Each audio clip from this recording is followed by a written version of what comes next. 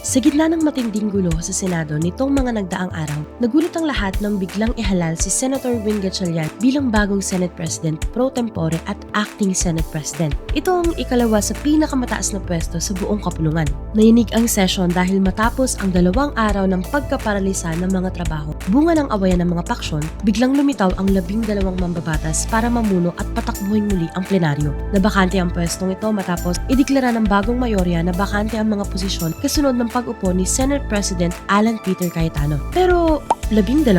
Paano naging 12 kung minority sila? Dito pumasok ang 2 malaking pasabog. Una, nung kinwestiyon ng kampo ni Cayetano ang session dahil wala raw quorum o sapat na bilang para mag-operate, mabilis na sumagot ang grupo ni Gatchalian gamit ang 1949 Supreme Court ruling ng Avellino versus Cuenco. Ayon sa batas, kapag ang isang senador ay nagtatago sa batas o hindi sumisipot, pwedeng ibaba ang basehan ng quorum upang hindi maantala ang gobyerno. At ang ikalawang pasabog na nagpabagsak sa pader ng mayorya, ang biglaang pagbaliktad ni Senator Cheese Escudero. Lumipat si Cheese mula sa mayorya patungo sa minorya at ang kanyang boto ang naging pang-12 na nagpatibay ng bagong quorum. Ang paglipat na ito ang tuluyang bumasag sa kontrol ng grupo ni Cayetano at nagbigay daan sa pagpili kay Gatchalian bilang bagong pinuno. Ipinapakita ng takdong ito na sa mundo ng serbisyo, ang mga patakaran ay ginawa para protektahan ang takbo ng gobyerno at hindi para maging dahilan ng pagkaantala ng serbisyo sa tao. Kapag ang mga pinuno ay gumagamit ng boycott upang patigilin ang trabaho, nawawalan ng saysay ang tiwalang ibinigay sa kanila ng publiko.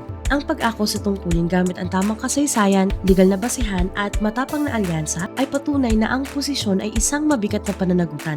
Ang katatagan ng isang institusyon ay nakasalalay sa mga taong handang magsilbi para sa kaayusan ng lahat, pabor man o hindi ang sitwasyon sa kanilang personal na partido. Ang tunay na tagumpay ay ang pagpapatuloy ng trabaho para sa kapakanan ng buong bayan.